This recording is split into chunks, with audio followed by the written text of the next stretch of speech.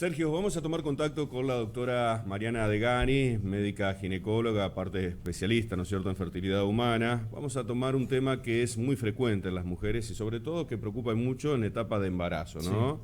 El tema de los miomas. Mariana, ¿cómo te va? Muy buen día. Aquí Sergio y Horacio te saludan. ¿Cómo estás? Buenos días, Horacio, Sergio, ¿cómo andan? Yo muy bien. Bueno, hoy te digo que venimos afilados con Sí, este sí, sí, tema, sí. ¿eh? Conocemos de cerca varios casos. A ver, pero vamos a explicarle a toda la ciudadanía, ¿qué es un mioma? Un mioma es una tumoración benigna del útero. Son muy frecuentes, entre el 30 y el 40% de las mujeres en edad reproductiva tienen miomas o han tenido miomas alguna vez. Los miomas en general, la mayoría de las veces no causan síntomas, son hallazgos en las ecografías transvaginales de control, aunque algunas veces los miomas pueden tener, eh, causar sintomatología y, bueno, y ser motivo de molestias en las mujeres. A veces los miomas producen hemorragias, Ujú. son sangrados menstruales muy abundantes, las mujeres se ponen anémicas. A veces producen sangrados entre las menstruaciones, sangrados irregulares, y si son de gran tamaño pueden causar síntomas por compresión de los órganos vecinos, Claro. es decir, urgencia miccional, que las mujeres tengan que ir muchas veces a hacer pis, o dolor pelviano crónico, por ejemplo. Ajá. ¿Por qué se producen estos globos o estas inflamaciones en la mujer? Y si hay periodos en los cuales se producen más que en otros. En realidad no hay periodos en los que se produzcan más que el otro y no se sabe la causa de la formación de los miomas. Hay algún antecedente relacionado con los antecedentes familiares, digamos, pacientes que tienen madres o abuelas con miomas, es más probable que tengan miomas, pero la realidad es que es un crecimiento anormal del músculo que forma el útero y no se sabe la causa. Ujú. Doctora, ¿siempre se deben extraer o se puede vivir, digamos, con la presencia de miomas en esta parte del cuerpo? Bien, esa es una muy buena pregunta. Los miomas tienen indicaciones precisas de cirugía.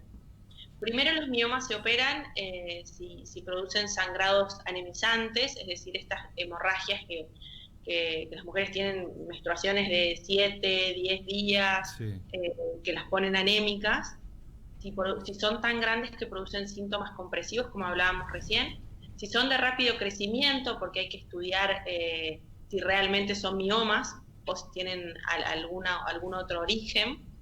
Y después, con respecto a la fertilidad, los miomas submucosos, porque los miomas, ahí como justo vemos en la placa que está mostrando, los miomas pueden ser submucosos, es decir, estar afectando el endometrio, que es la parte de dentro del útero, intramurales o subserosos. Los miomas que afectan la parte de dentro del útero, los submucosos, siempre se operan.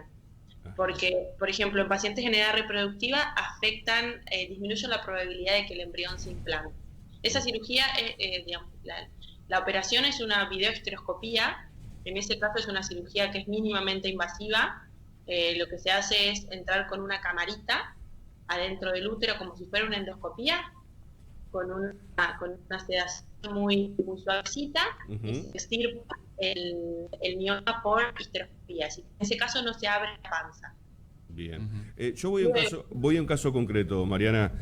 Conozco un caso muy particular en el cual, bueno, en etapa de fertilidad o de embarazo, cuando iba a tener su primer hijo, se le detectó un mioma a esta persona que obstaculizaba el canal de parto. Le recomendaron a los profesionales no tocarlo, pero bueno, impidió que tenga un parto natural y tuvo que hacerse cesárea. Luego ese mioma, luego del parto y demás, empezó a desaparecer o a desinflamarse. El mismo caso sucedió cuando tuvo su segundo hijo. Es decir, evidentemente no estaba diagnosticado para ser extirpado, pero se inflamaba cada vez que estaba por dar a luz, ¿no es cierto?, a los chicos. Digo, ¿se tiene que abocar o extirpar en ese momento? No hay que tocarlo porque puede producir problemas luego pensando en la fertilidad para el hijo que viene. ¿Cómo se trabajan esos miomas que aparentemente aparecen o se inflaman y después luego se desinflaman? en el embarazo, los miomas pueden tener tres comportamientos. O disminuir de tamaño, o quedarse iguales como están, o aumentar de tamaño. Apa. Hay, Ujú. hay un 30% de pacientes en los cuales En el embarazo, las alteraciones hormonales propias del embarazo, los miomas aumentan su tamaño. Los miomas no se operan durante el embarazo y no se operan durante la cesárea tampoco. Ajá. En el caso de esta paciente que le hicieron una cesárea, porque el útero es más propenso a sangrar y puede haber una complicación posterior, incluso esa cesárea puede terminar en una histerectomía, que es extirpar el útero. Por eso, cuando uno hace una cesárea y ve un mioma, el mioma queda ahí. Ahora, posteriormente, ese mioma podría haberse operado, a lo mejor. Hay que ver también la localización, porque no todos los miomas conviene operarlos. A lo mejor era muy chiquitito y por eso es que no se lo sacaron pensando que no le iba a afectar a un embarazo futuro. También hay que tener en cuenta lo siguiente cuando uno indica una miomectomía. Sacar un mioma intramural o subseroso, es decir, no los que están adentro del endometrio, conlleva una cirugía o por videolaparoscopía o abriendo la panza, pero que deja una cicatriz en el útero. Entonces eso hace que después las mujeres tengan que esperar por lo menos un año para volver a embarazarse. Okay. Entonces ahí hay que ver qué edad tiene la mujer, porque no conviene operar un mioma a los 38, 39 o 40 años, porque hacer esperar a la mujer a esa edad un año para embarazarse le afecta mucho su capacidad reproductiva. Quedó más que claro. Doctora, y rápidamente una última pregunta de mi parte.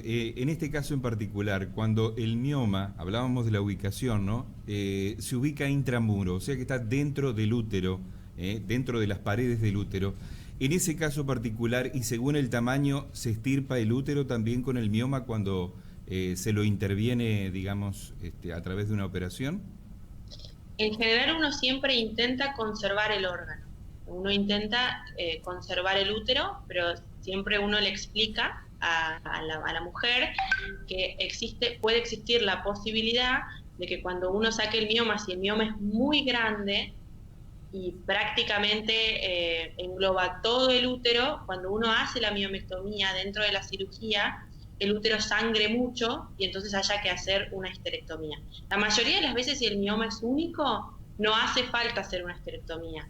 Hay pacientes que tienen 5, 7, 8, 10 miomas y en esos casos, en general, uno saca todos los miomas, pero a veces pasa que el útero queda demasiado dañado y sangrante y entonces ahí hay que hacer la histerectomía. Doctora, le hago una pregunta con lo que consultaba Sergio. Antes se diagnosticaba mucho esto de extirpar el tema del útero.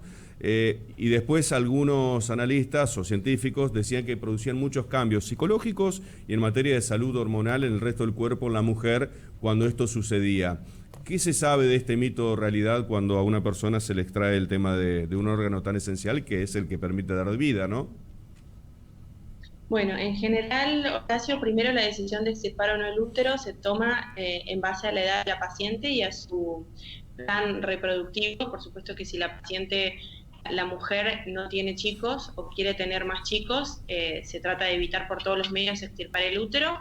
Extirpar el útero solo no produce cambios hormonales, porque cuando uno hace una histerectomía por un problema inherente al útero, benigno, deja en su lugar a los ovarios. Los ovarios son los que producen los cambios hormonales, o sea que extirparle solamente el útero a una paciente no le produciría, por ejemplo, una menopausia precoz.